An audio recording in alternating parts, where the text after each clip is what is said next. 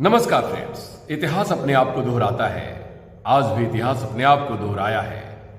वो सुभाष पार्क मूसाबनी में 5 दिसंबर 1939 का वो दिन जब नेताजी सुभाष चंद्र बोस उस मैदान में उपस्थित हुए थे और मजदूरों को संबोधित किया था, उनको हक दिलवाया था और देश की आज़ादी में महती भूमिका निभाने की उनको आह्वान किया था।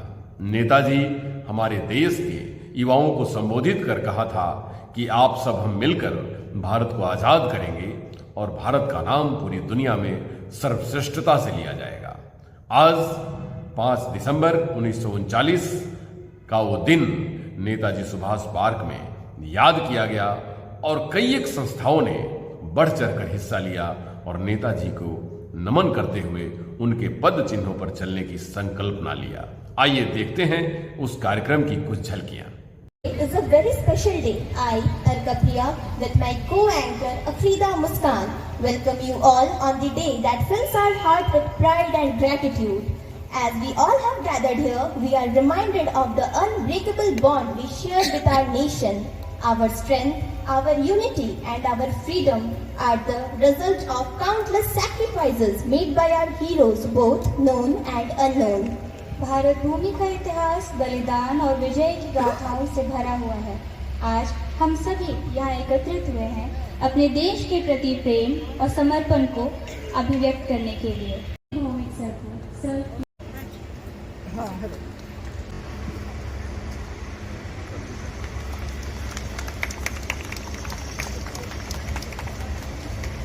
और अब मैं माल्यार्पण के लिए बुलाना चाहूंगी Shri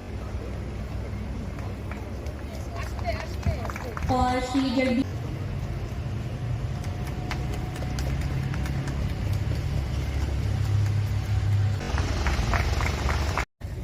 To kindly come forward and lighten the ceremonial lamp. ताली जोरदार होनी चाहिए।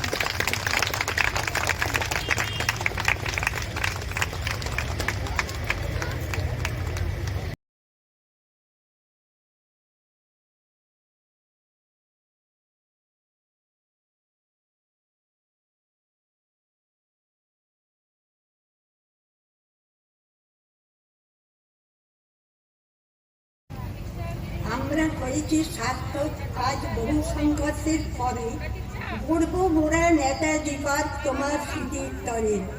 ছাড়েনি আশা, ছিল প্রত্যাশা এই দিনটার জন্য। পদে পদে কত হোঁচট খেয়েছি, পেয়েছি বাধা বিঘ্ন। नेताजी सुभाष चंद्र बोस जी आत्मविश्वास को बढ़ाते थे, मनोबल को बढ़ाते थे। आज भी जरूरत है आत्मविश्वास की।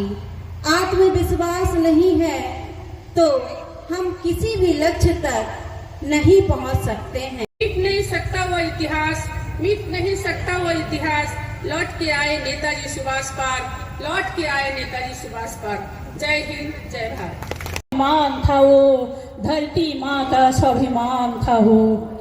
तुम मुझे खून दो, मैं तुम्हें आजादी दूंगा। तुम मुझे खून दो, मैं तुम्हें आजादी दूंगा। भारत माँ के आन की खातिर मिट्टी में मिल जाऊंगा।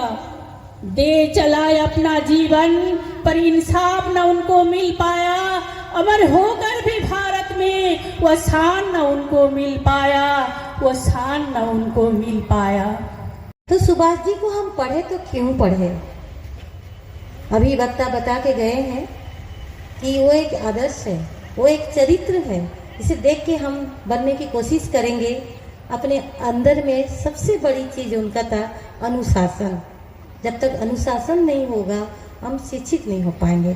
सुभाष जी के बारे में मैं ज़्यादा बोलने की यहाँ पर हिमायत नहीं करती हूँ। घोषदा बैठे हैं और सबसे बड़ा वक्ता जो सुभाष जी के बारे में भी लिख चुके हैं, नंदी सर बैठे हैं, वो उनके बारे में बहुत कुछ बताएंगे। मैं एक चीज़ बताना चाहूँगी, महिलाएं ज़्यादा दिख रही है। स्कूल में भी, मैं तो गवर्नमेंट स्कूल का शिक्षिका हूँ, तो स्कूल में भी मेरी लड़कियाँ सब चीज़ में आगे होती हैं। ये चीज़ दिया कौन हमें? ये स्वतंत्रता हमें सुभाष जी दे के गए हैं। वहाँ लक्ष्मी सहगल थी जो सुभाष फौज में ज्वाइन की थी। कब की थी? सेकेंड वर्ल्ड वॉर के टाइम में। उस समय नेताजी सुभाष चंद्र बोस उस समय वो सुभाष चंद्र बोस ही थे। जर्मन में जाके उनको नेताजी का संबोधन मिला। और मैं एक चीज बता रहा हूं, ये जो जय हिंद आप लोग सुनते हैं, जो नारा है देश का, जो आप अभी एक जो नारा जय हिंद है, ये भी जर्मन से ही शुरू हुआ था। तो जर्मन से उन्हें बहुत सारा जो कुछ भी एक्सपीरियंस हुआ था, जो भी हुआ था, उसके साथ साथ दो चीज जो वहां से वो लेके चले वो तो ऐतिहासिक हो गया। एक नेताजी का जो उपाधि है या जो संबोधन है उनके, वो जर्मन से, और फिर जय हिंद भी वहीं से लेकर वो चले। और देखिए ये जो अभियान था, जो सफर था, ये बहुत ही एक कठिन सफर था, क्योंकि एक कोना से दूसरे कोना में आने का है। दक्षिण पूर्व एशिया, जर्मन से एक कोना से दूसरे कोना तक। तो ये नेताजी सुभाष चंद्र बोस जब वहां से चले तो सभी को एक था कि अब ये सफर कभी पूरा नहीं हो सकता, ये सफर पूरा असंभव सफर है। लेकिन फिर भी वो चले और 8 फरवरी को उन्होंने चले और 3 महीना 92 डेज का ये सफर था। भारत के 33 करोड़ देशवासी के स्वाधीनता के लिए, मां जननी, देश के जो जन्मभूमि मां जननी के स्वाधीनता के लिए नेताजी सुभाष चंद्र बोस ने ये सफर को अपने हाथ में लिया, जो कि बड़ी कठिन सफर था। और उस समय हमारे देश में देखिए, उनके नाम पर कहीं वो वापस नहीं आ जाए, उनके नाम पर दुष्प्रचार कर रहे हैं, उनके नाम पर दुष्प्रचार में लग गए हैं। और देखिए ये राशियन का चोला पहन के और ब्रिटेन से धोया हुआ सूट और सफेद कुर्ता पैजामा पहन के बोल रहे हैं कि नेताजी सुभाष चंद्र बोस आएगा तो कोई बंदूक और कोई तलवार लेके खड़ा होगा, उनको घुसने नहीं दिया जाएगा भारत में। एक इनको बोल रहे हैं ना, सुभाष चंद्र बोस को, नेताजी को, जिनके निर्माण, जिनके नेतृत्व में 60,000 अस्त्रधारी सैनिक है, उनको बंदूक और तलवार दिखा रहा है ये घूम घूम के। तो ये तो इतिहास है।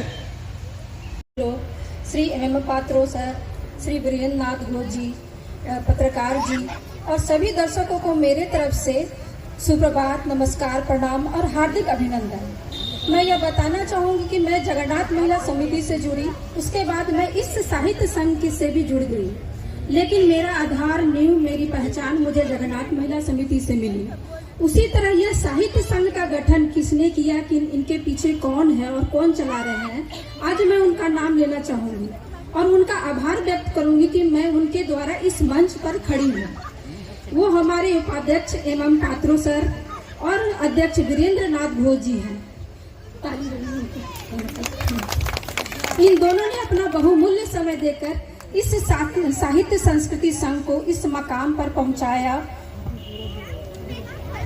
बढ़ाया और बेहतर तरीके से चला रहे हैं और आगे भी चलाते रहेंगे।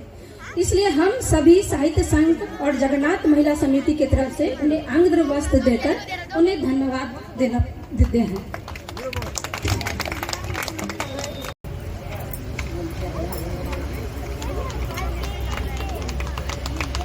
आदरणीय अतिथियों, सम्मानित प्रिय मित्र, आज हमारे बीच उपस्थित साहित्य संस्कृति संघ के प्रेसिडेंट एवं सचिव जी की नमन करती हूँ मैं।